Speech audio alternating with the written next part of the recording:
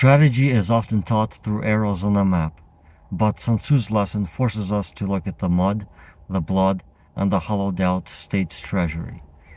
This lesson is famously ambiguous. Some believe it is a technical warning, that if a leader doesn't know the specific flaws and horrors of their own weapons and tactics, they can't use them effectively. Others see it as a moral mandate. They argue that without experiencing the raw, physical carnage of war, a commander can never truly understand how to achieve a positive outcome. But both paths lead to the same truth.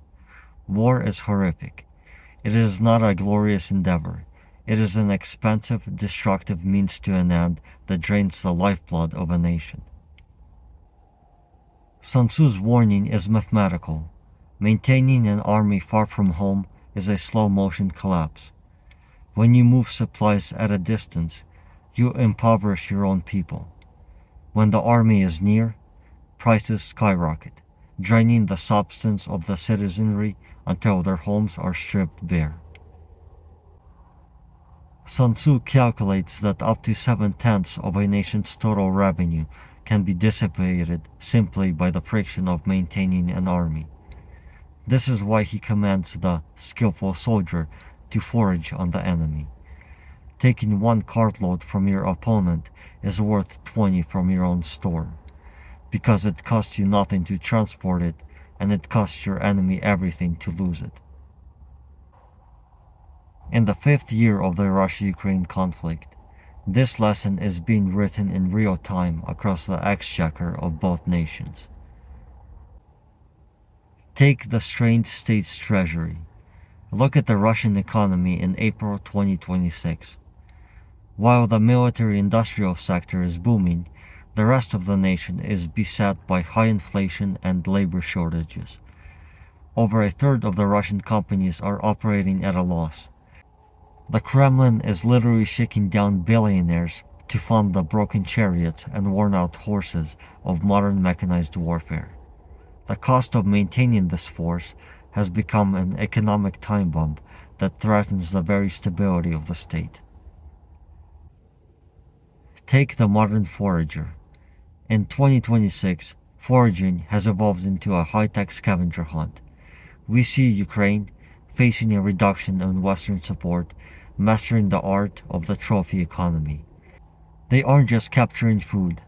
They are foraging Russian electronic warfare frequencies and capturing advanced drone tech to reprogram it.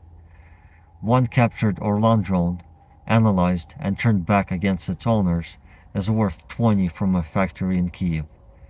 They are using the enemy's own war material to sustain a defense that the national treasury could not otherwise afford. This horrific experience produces a specific kind of leader.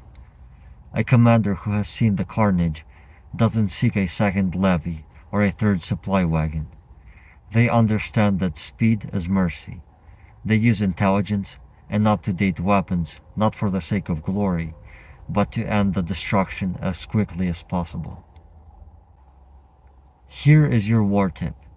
Be fully aware of the horrific nature of war and its consequences, but understand that this very awareness is what makes you a knowledgeable commander.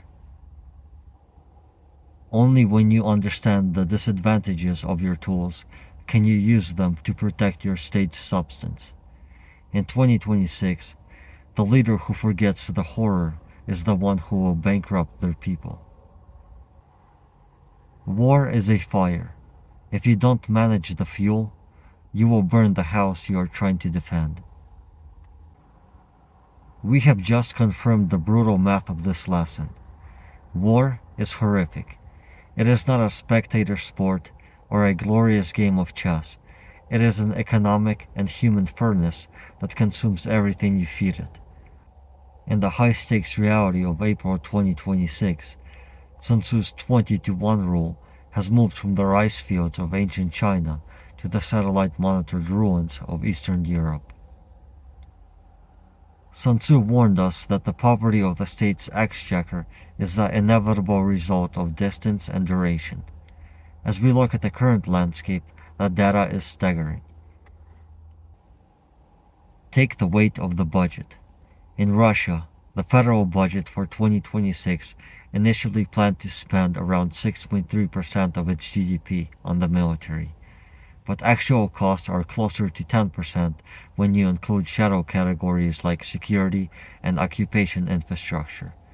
This is the draining of substance Sun Tzu predicted. While the military industrial sector appears busy, it is cannibalizing the civilian economy.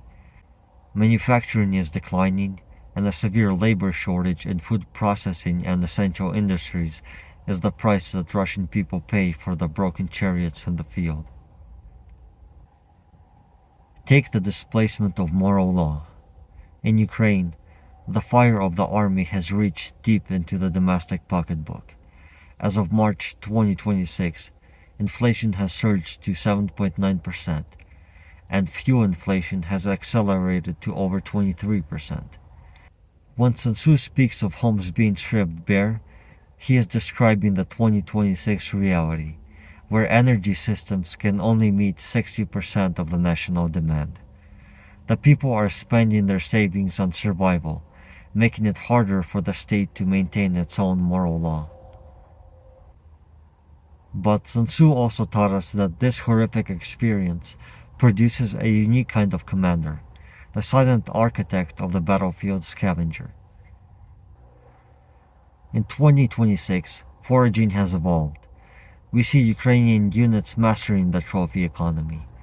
They aren't just capturing territory, they are foraging Russian electronic warfare data and hardware. Capturing and reprogramming a single Russian Orlan drone is worth 20 from a factory in Kiev because it provides immediate, up-to-date intelligence on enemy tactics. This is the multiplier, the ability to turn enemies' own horrific tools into your means of survival without draining your own state's treasury. Here is your final war tip for the 2026 landscape. Never promote war as a glorious endeavor. Conduct it with intelligence and speed, or don't conduct it at all. Distance impoverishes, proximity inflates, and foraging sustains.